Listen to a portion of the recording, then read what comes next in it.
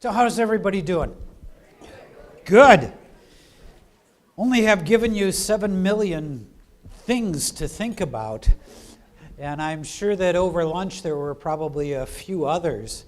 Before I plunge ahead with the next two topics, first one is leadership during times of transition, and then we'll take a stretch break, hopefully more than a stretch break, and the final session is on best practices, actual practical things that parishes do. But before I plunge into anything more, do you have any questions or anything that you'd like to raise or make sure that I address with less than 2 hours that we have left? It's all perfectly clear. Yes. Okay, want to get the microphone so that we get it on the videotape. There we go. Thank you. So you talk about respecting the culture of various parishes, and I want to acknowledge the importance of that. But I also wonder if, as we go through these collaborations, if there's going to be a time when we recognize some of the problematic cultures that are entrenched in our parishes of consumerism, you've talked about a lot, or this historical bias or discrimination. Is there any way to speak to how those need to be worked out of the system? Because, changing a culture, whether you're in a company or in a parish, is very difficult. Mm-hmm. And I think these collaborations give us an opportunity to make the good changes that need to happen as well. Does that make sense? Absolutely. Okay. Here's my response to that. All too often, when we look at pastoral planning, which is another topic in workshop that we're not going to get to today, and we look at planning in general, what we tend to do is we sit down, and maybe you've had this experience with your parish councils or staffs, and you start off with newsprint and you say, what's wrong that we need to fix, right? List all the problems. Do you know any group that has been energized or animated by listing their problems? No. What I want to suggest to you, there is a model of planning called appreciative inquiry, and we can't get into it today, but I would encourage you to Google it. An appreciative inquiry starts with the premise that in every organization, there is basically good. And if we can call on that good, animate that good, release the energy of that good, incredible things are possible. So a question I like to ask, and I'll give you an example of this. We had 5 parishes that was merged into one. And they were talking about the possibility of building a brand new church and closing all 5. Can you imagine the energy? It got so bad that people were buying ads in the local newspaper denouncing the pastor and the leadership of the parish because they weren't going to go to this big box church. Okay? We called for a moratorium, saying there could be no discussion about this for 6 months. And then the bishop called me and said, now you go in there and fix it. Thank you, Bishop. I got together.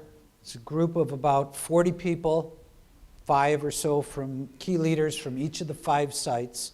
They had already canonically merged. And the first thing I said to them is that I want you, first of all, I mixed them all up so that they weren't with their parish, but they were with others. And I said, what I want to ask is, as you look over the last 2, and it was like 4 years that they had been canonically merged, the external, what are the grace-filled moments, the good things? Where have you seen the hand of God, the face of God in the life of this parish? And there was initial dead silence and total skepticism. They all looked at me like I had 2 heads.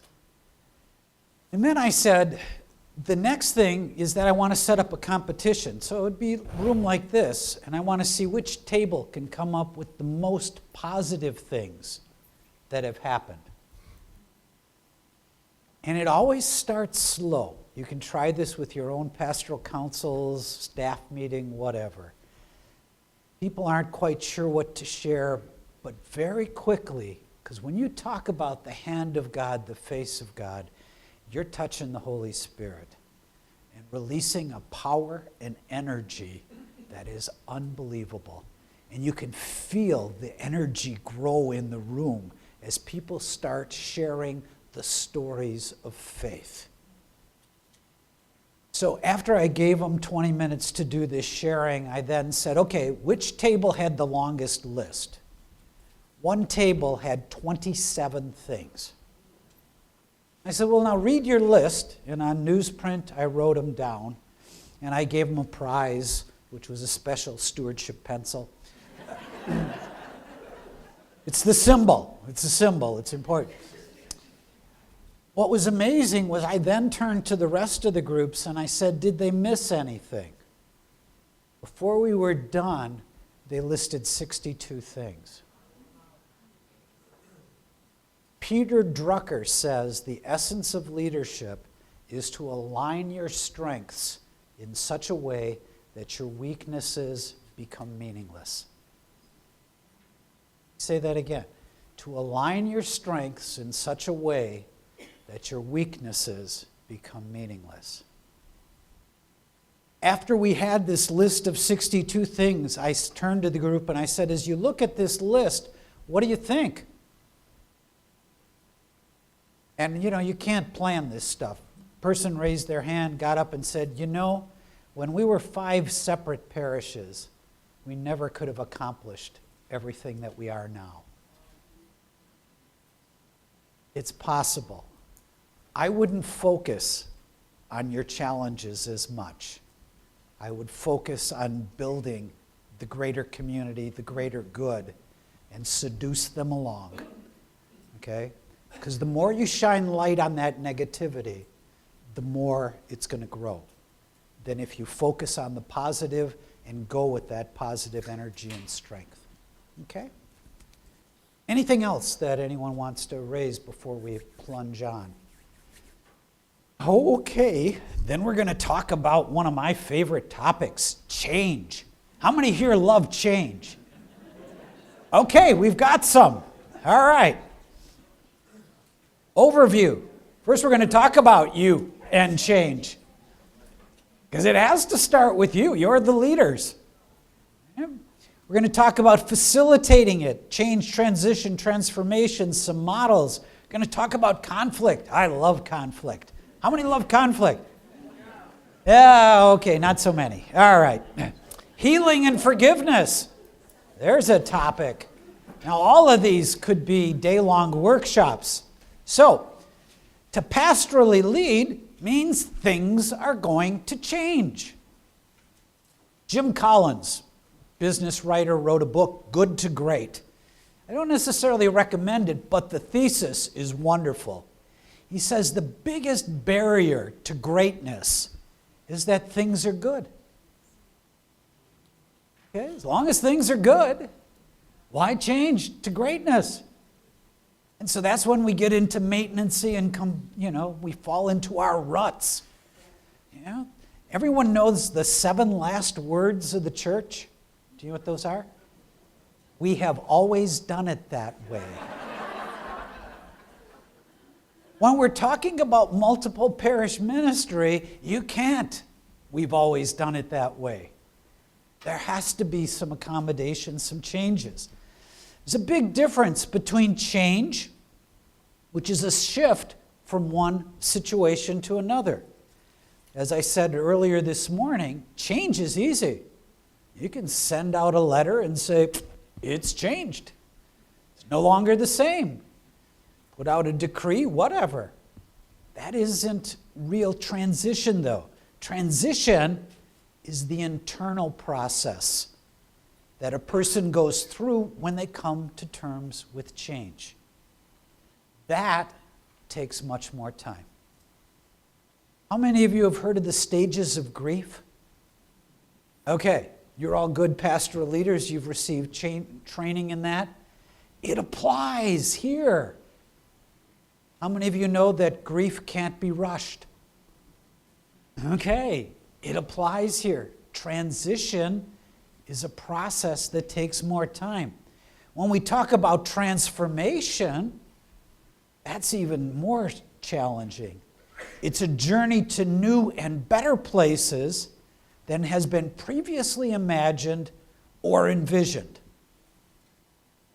I talked with Father Gary, taking over those 6 parishes. He came to me aware of a change that he said yes to. I coached him about transition, assembling a staff. 2 to 3 years later, he talked to me about transformation. His priesthood, of the kind of ministry and services that were possible because of the synergy that he was able to foster with that team working with parishes together. Prior to that, with 6 separate parishes, the level of adult faith formation was very low. The kind of sacramental preparation for baptism, marriage was not that great. The business systems, data management systems were fragmented between 6 parishes. Now they had one that worked.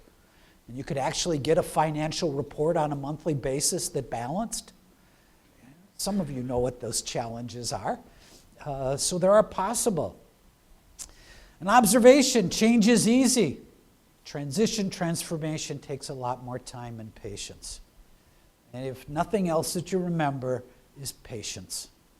Again, I was reflecting on some of the writings of Pope Francis where he talks about discernment and taking the time to step back to allow Jesus to touch your heart, your soul, in making the decisions.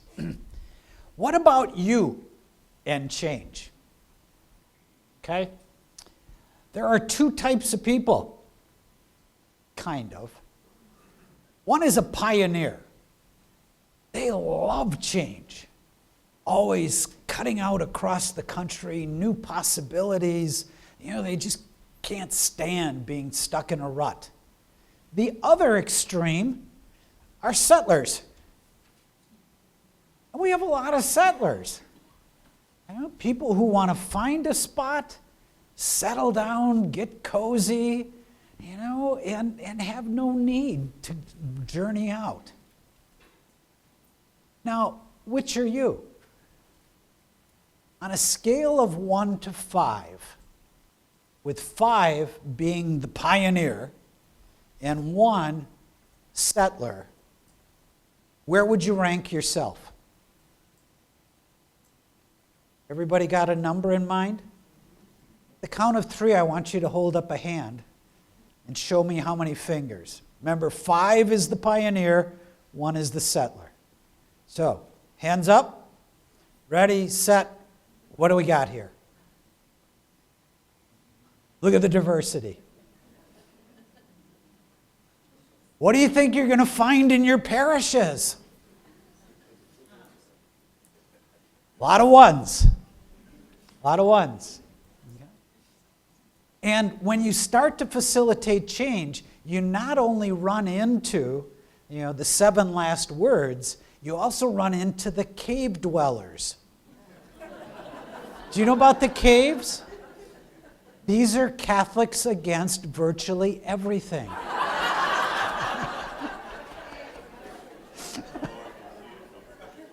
Okay? So these are 2 things to be prepared for. And it's important that as leaders, you are prepared for it. Leading change takes energy. Just no way around it. And so one of the first things in terms of yourself as leader, it helps to check in and do kind of a review. First of all, what about your attitude?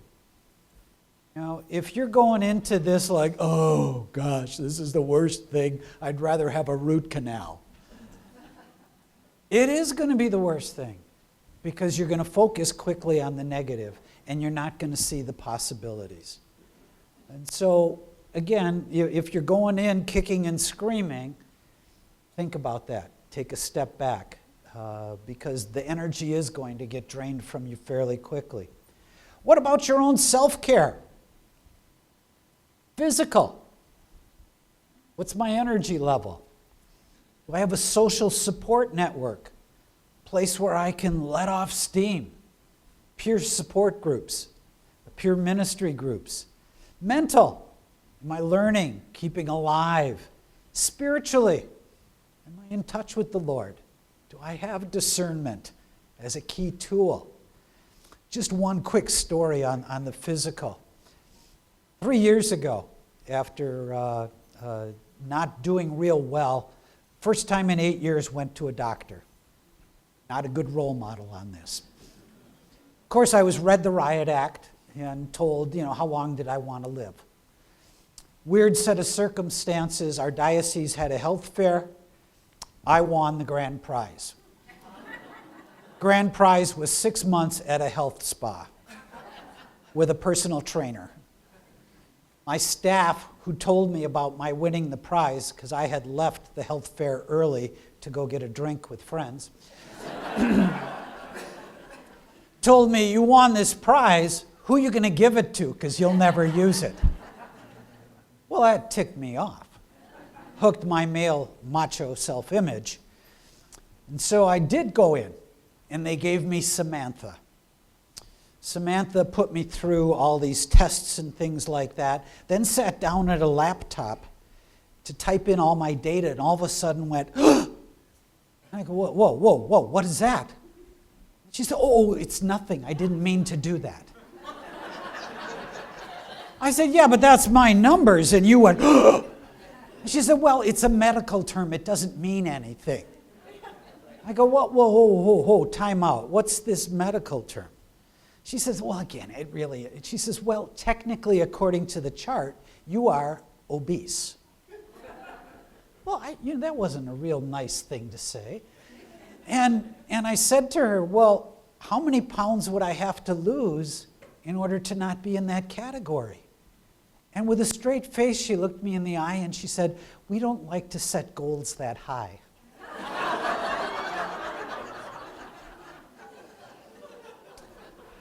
Ouch. Well, I pushed it. She told me I had to lose 30 pounds. It took me 8 months, but I did. And I want to tell you what an incredible change in terms of my ability to have energy, to go the extra mile, to deal with stress. And I'm overemphasizing this, but more because it's after lunch and you need to laugh. But self-care in going into this and the spiritual support system. We need to build it into our programs when we're looking at Multi-Parish. Stress management itself. For far too many of us, we have our expectations way too high. And whether that's expectations of ourselves, expectations from our peers, family, the diocese, the church, sometimes we need to lower those. The Messiah only came once, and it ain't us. We need to look. The other way that you manage stress is you increase the resources available to address the challenges in front of you. That's part of the delegation and empowerment that we talked about this morning. And I could say more about that. But the first thing is you and change. And the last one, which is the last talk I'll give, is working smarter. There are a lot of things that we do that don't have a great impact or detract from the primary mission that we have, which should be focusing on making disciples. But we'll talk more about that in the last talk. Do you believe that you are in a situation where you find yourself where you believe that things can be better? You're supposed to say yes at this point. Yes. Thank you. All right. Then you need to embrace change, not run from it. More times when we run from change, we end up spending the time anyhow because of the road wreck that ensues because we're not leading. Okay? We're then doing mop-up, which takes just as much energy as if we were leading and moving forward. So, facilitating change. First and foremost, engage the Spirit of God. Can't overemphasize that enough. Engage the Spirit of God. Your own personal prayer life, but your communal prayer life. How many of you in parish councils do a quickie prayer to get into the meeting and a quickie at the end so you can all get home? A lot of us do. How many of you pray in the middle of a meeting? Nobody. If we're going to be serious about letting Jesus be the center of our lives and trusting the Holy Spirit, what if we really did it? Give you an example from a multi-parish situation.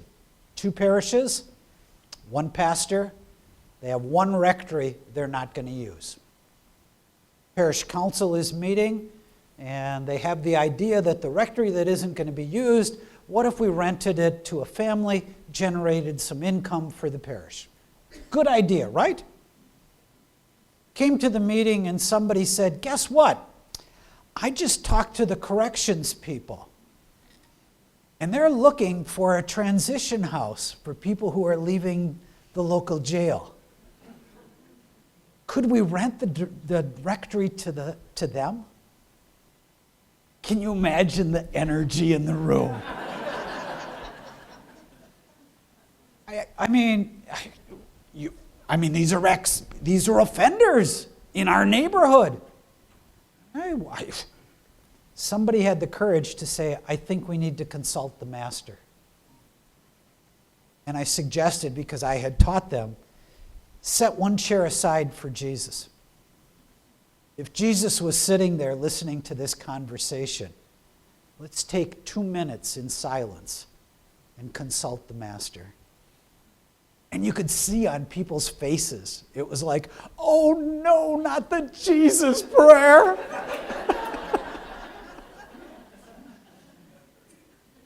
Because even Pope Francis has recently said, when we live lives focused on Jesus, we have to be open to Jesus' surprises.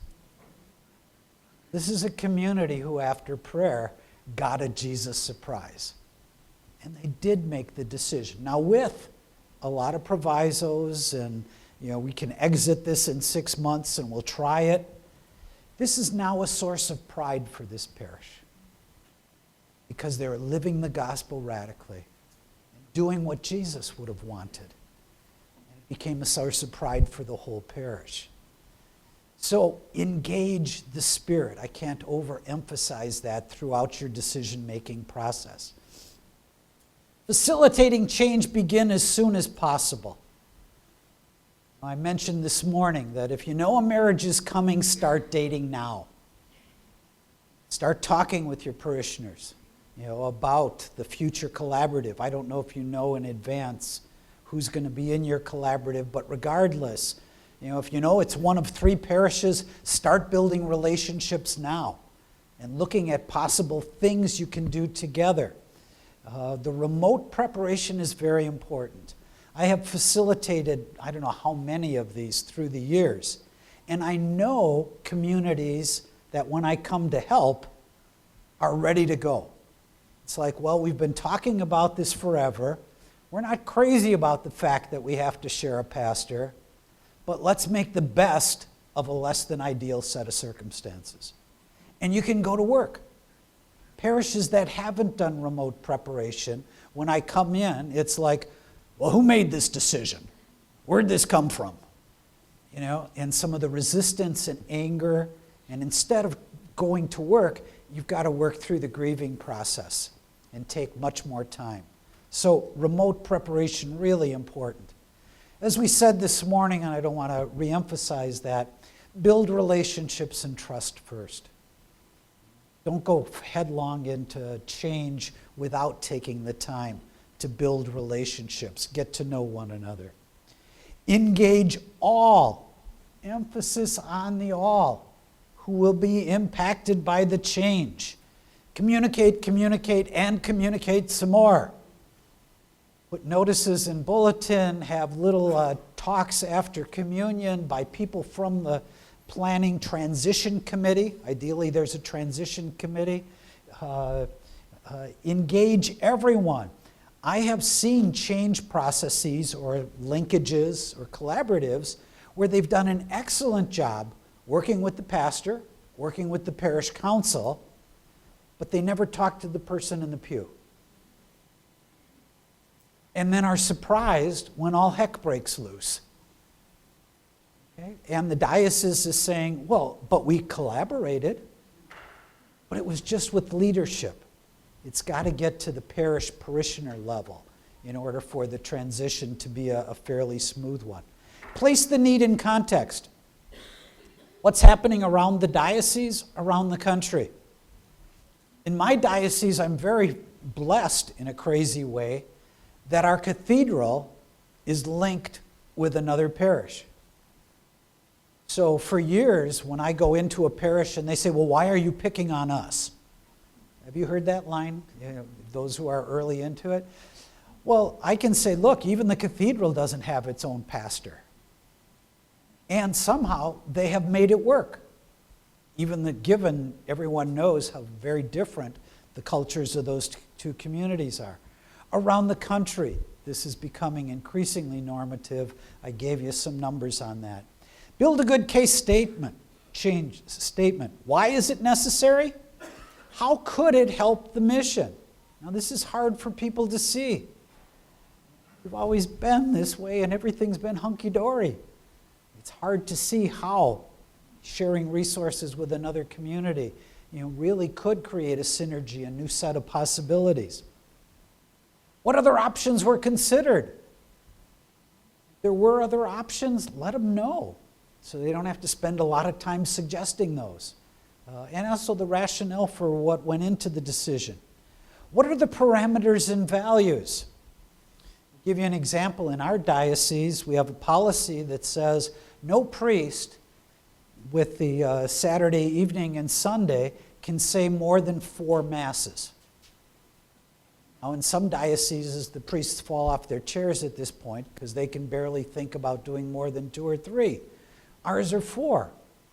I have been with pastoral councils who say, well, why can't Father do 5 or 6 masses? What else does he have to do? Have you ever heard that? Of course you have. Of course you have. So you need a diocesan policy and set of parameters. I remember one meeting with our priests. I had about 200 priests in a room. And it was this was shortly after I began doing planning 20 years ago. And it was the first time the priests were given priest availability projections. And they weren't real pretty. Priests were in stunned silence. And we had a missionary who was there, home on visitation. And he got up and he said, I don't know what the problem is. One of the most glorious days of my priesthood was when I was able to do 8 masses. I thought the priests were going to kill him. Got to set parameters and support our priests with those parameters so we don't overextend and other values in terms of availability of Eucharist, but state those. 4 key questions. What's the purpose? What's the picture of what this will look and probably more importantly feel like for people? Now, here you need to call on people from outside the parish who have shared a pastor for many years, and golly gee, it's okay. I can tell you, even in my own diocese, I can go and say, it'll be okay, but I'm a diocesan bureaucrat. I don't have credibility on this. But if I bring 2 people from a parish that have shared a pastor for the last 4 or 5 years, and it's been fine, and they tell the story, they talk about their anxiety going in, it's going to be heard. Boston is wise in its decision to move slowly into taking a few collaboratives at a time. Hopefully the first ones are very successful, so you'll have that witness persons, to draw on to help you. What's the plan for getting there? Is there a transition committee? In our diocese, when we link two parishes together, we put together a committee with like 3 people from each parish. I act as a resource and with the pastor who's going to come together, and we spend 3 to 6 months talking about if we need to revise mass schedules. That's the number one big issue. Is there going to be impact on staffing? Other key programs. How are we going to collaborate, cooperate? But we deal with it with a transition committee. And they are not a decision-making body. They study and recommend to the pastor, to the parish councils. But planning it out, what's those steps? What's the place for me? What part am I going to play? Change theory, and we could do a whole hour just on this, starts with endings. How do you ritualize your endings? How many of you have gone through a pastor transition? Okay? You know the importance of saying a good goodbye. Because if you don't say goodbye, it's hard for the staff and community to say hello to a new pastor. It's the same thing of if you're in a single pastor situation going to a multi. What are we saying goodbye to? What are we going to say hello to? And before you can get to hello, you got to spend time in the wilderness. And it is a desert time. Time of wandering around. You know what you've left, it still isn't clear what you're going to. You can't rush through the wilderness. Some communities are going to go through in 3 to 6 months. Some are going to take 6 months to a year or more. Part of your challenge as pastoral leader is discerning where the community is on the journey. And then you get to the new beginnings. How do you ritualize and celebrate the new beginning? And it shouldn't be in the first month that the linkage or collaborative goes into place. I really recommend waiting a year to celebrate it. On the anniversary of the first day, not the first weekend. Take some time. Walk with the community as it grieves. You know this because of the pastoral ministry you've done. And you know the stages. Now, there's a lot of different theories. I like Kubler-Ross's because most people know them. And the first stage is denial. Shock. And you know this stage. I had a situation where we had a parish that was merging with another parish, and they were going to close the church. And I had a parish council chair and pastor say, our people know. They understand. There aren't going to be any issues over this. And they suggested that they have an open meeting at the parish. At which point the parish council chair got up and gave this reasoned, very heady, very logical rationale for why this church should close. And I was there kind of on the sidelines to assist if needed. And after he gave this reasoned presentation, he said, "Are there any questions?" There were no questions. He adjourned the meeting, marched right over to me and said, "See, they understand." I said, "You call me in 2 weeks," which he did. And he said, "Oh my God, I can't even go out of my house." Because the next stage is anger. And it's not logical anger. It's rage that comes from the soul, the heart, deep within. And it's not focused. If you are working with people on parish councils or staff, you need to know this is coming and not take it personally. You may find this shocking, but as nice a guy as I am, there are people who really don't like me at times. Because I'm the diocesan guide facilitating this. I know part of my job is to be the lightning rod.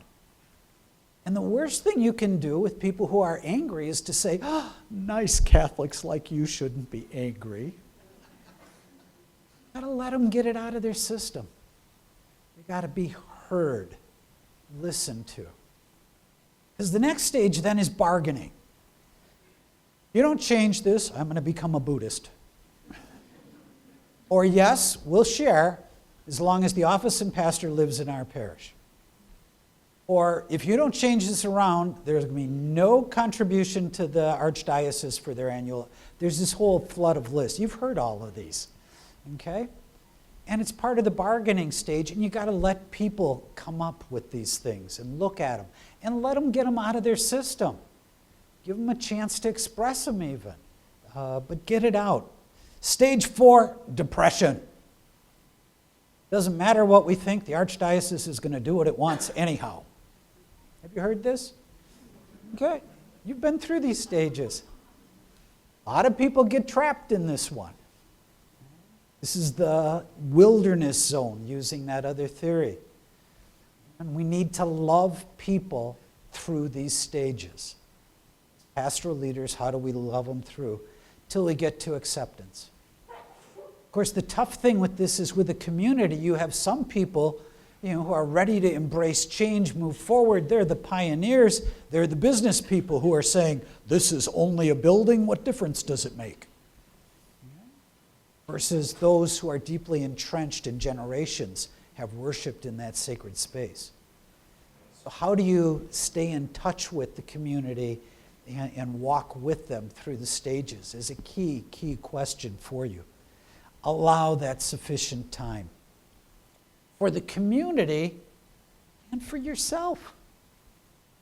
Because you're going to grieve the loss too. This isn't just for them.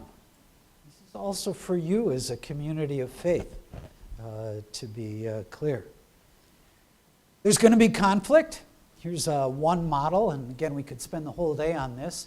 One is to focus on the goals, tasks, power, priority of pastor, staff, leadership. The other is to be relationship directed. Okay, out here is being just totally fixated on the relationships. And so then there's 4 models that emerge. The first one is called avoidance, also known as the turtle. Anyone in a situation where you're avoiding this? My guess is there's a few. If we ignore it, maybe it'll go away. If we hold out, we can be the 7th phase of the plan. Have you heard that at all? Okay, 1 or 2. All right. Second one is the teddy bear. Whatever they want. We're just powerless. We don't have, I'm sure that they know what's best. We just go with the flow. And anyone who walks in the door, we say yes. Which creates all kinds of problems because you can't say yes to everything. All right. Next one is competition, the shark. All right, we have chaos here. Somebody needs to take charge. It's me. Enough of this dilly-dallying, touchy-feely foolishness. We're going to move forward. Okay? This is not a helpful model. In the middle, you have compromise, the fox. Okay, let's, we're not going to have everything happen here. We're going to switch sites. There are actually some parishes that say, well, we're going to actually have Mass on the first, third, and if there is a 5th Sunday, and you can have Mass the 2nd and 4th. Not a good model, but it is a compromise, a way to come in between.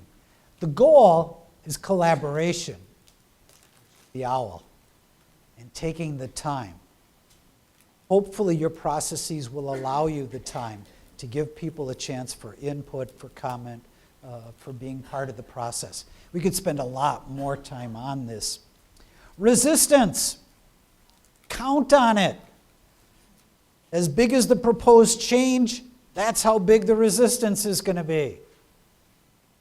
Don't be surprised. It's natural for systems to resist change. Resistance is the predictable energy that rises up to counteract any change or threat to a system. Again, a story, true story. We had a parish that was going through consolidation, linkage with 2 or 3 others. Parishioners were not happy. They were calling the rectory and leaving, or rather the parish office, some rather obnoxious messages on the answering machine. And initially the pastor didn't want to deal with it, and the staff said, look, people are really being vicious. It's like they had never been in church or never heard of the gospel or the Christian message. And the pastor finally said, all right, I'll deal with it. So on a given Sunday, after the communion, he went into the pulpit and he said, people, change is not easy. All of us handle it differently. And we would really ask that you keep us in prayer, because we are experiencing this thing called the Paschal Mystery. Which means there is a time of death, and we are going to spend some time in the tomb. But as people of hope and promise, we believe in the resurrection. Now, over the past few weeks, some of you have been calling the office and leaving some less than Christian messages. And this coming week, I would like to ask you to prayerfully meditate on 2 words. Caller ID.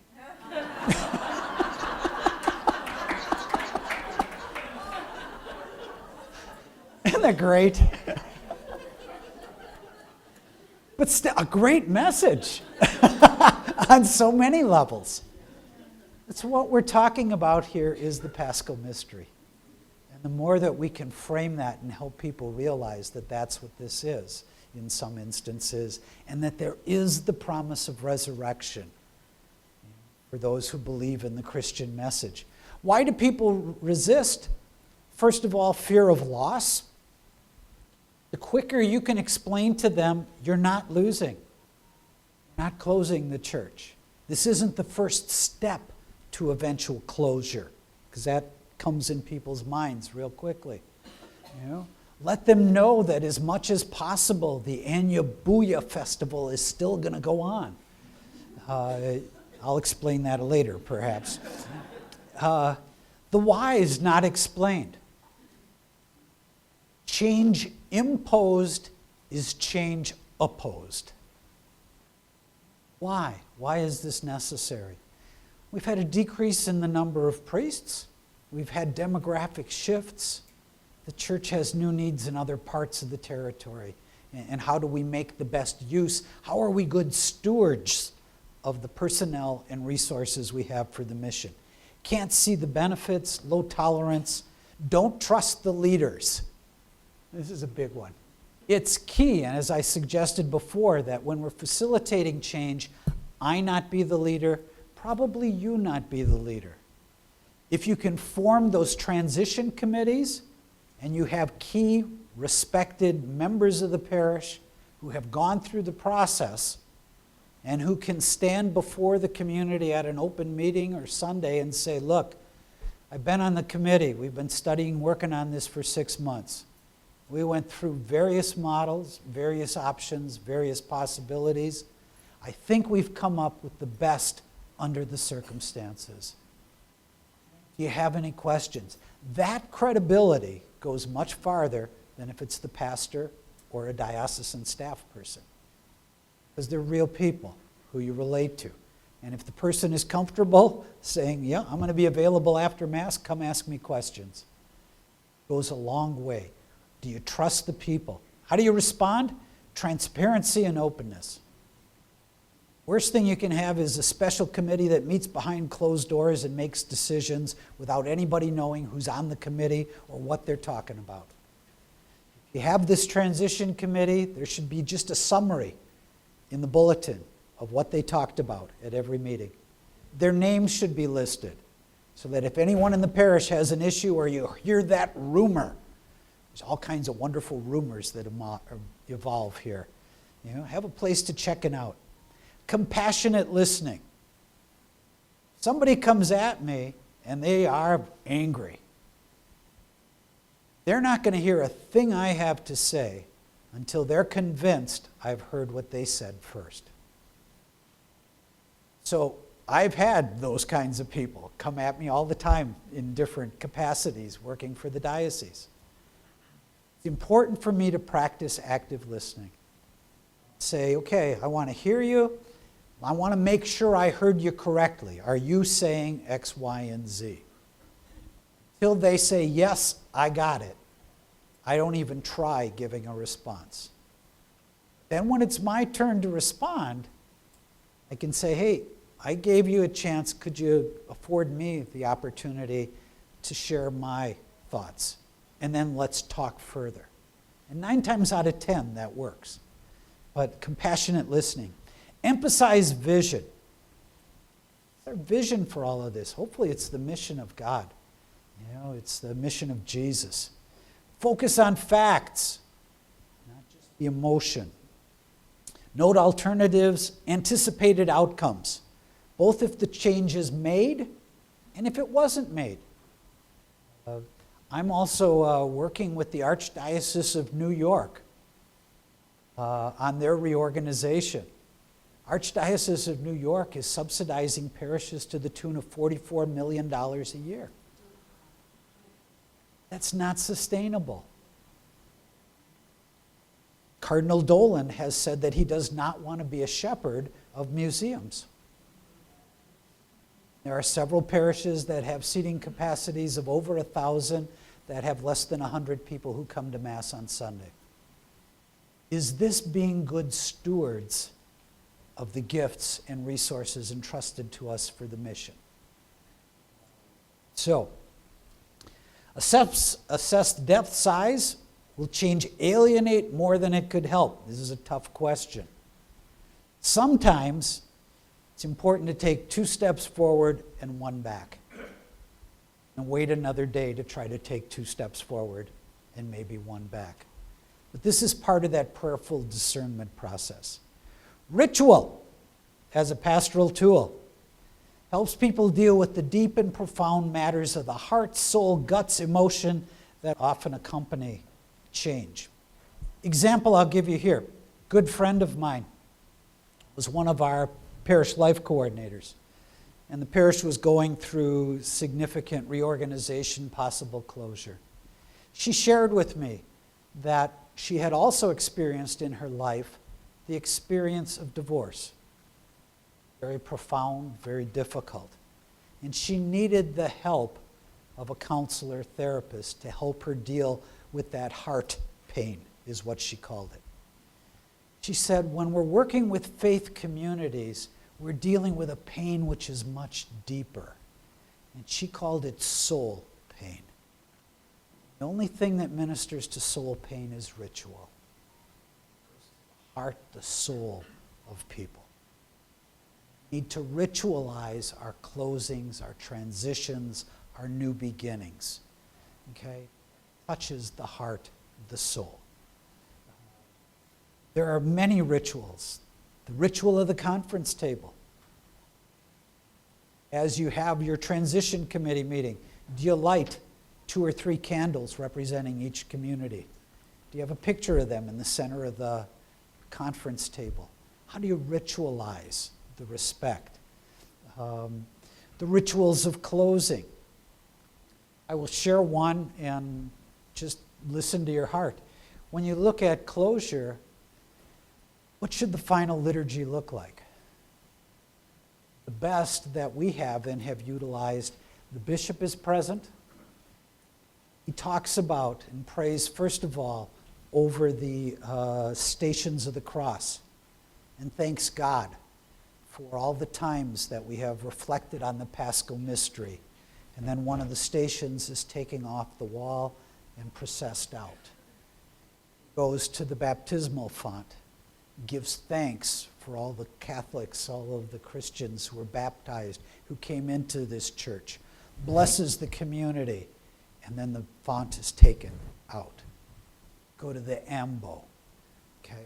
Proclaim the word, give thanks for the word proclaimed, close the book, process out. Can you feel where you are as a group right now? Talking about soul. Ritual is the only that'll help people deal with this. Helps people get closure to say goodbye so they can say hello again to new possibilities. There's all different kinds of them. A key book, if you're not familiar with it, is A Struggle for Holy Ground by Michael Weldon. Strongly encourage you, if you're doing this kind of transition work, to get it. Michael Weldon is a psychologist and a liturgist. First 40% of the book is a great synthesis of good psychology and good liturgy, and the last 2/3 are actual rituals and prayers that you can utilize for these transitions. Healing and forgiveness. Again, we could spend all day on this. When personal stories are heard and acknowledged, people feel heard and empowered. Just being present to people's pain and walking with them. You don't have to have the answers, but you have to have the heart of Jesus to be present and walk with them. That's the challenge. Forgiveness of yourself, forgiveness of others, questions of justice. We could spend more time on this. The possibility for transformation. Hold open that Paschal mystery. Possibility of resurrection. Okay? This is a direct quote, and it comes from that example I gave you earlier of the person who said, I never thought I would say it, but I think we're better off now than when we were separate, independent communities that competed with one another. Together we've accomplished so much more than we could have had we stayed separate. That's what we're hoping for. You can't force it. You have to let it evolve. You'll have to let it come. So, we've covered a ton of stuff in 45 minutes. Okay, talked about you, talked about facilitating models, conflict and resistance, healing and forgiveness. So much more could be said. But what I want to encourage you to do before we take a break is take about 5 to 7 minutes just at your table, 3 people. What especially touched you in this particular presentation? Just to share it quickly before I let you loose for a break.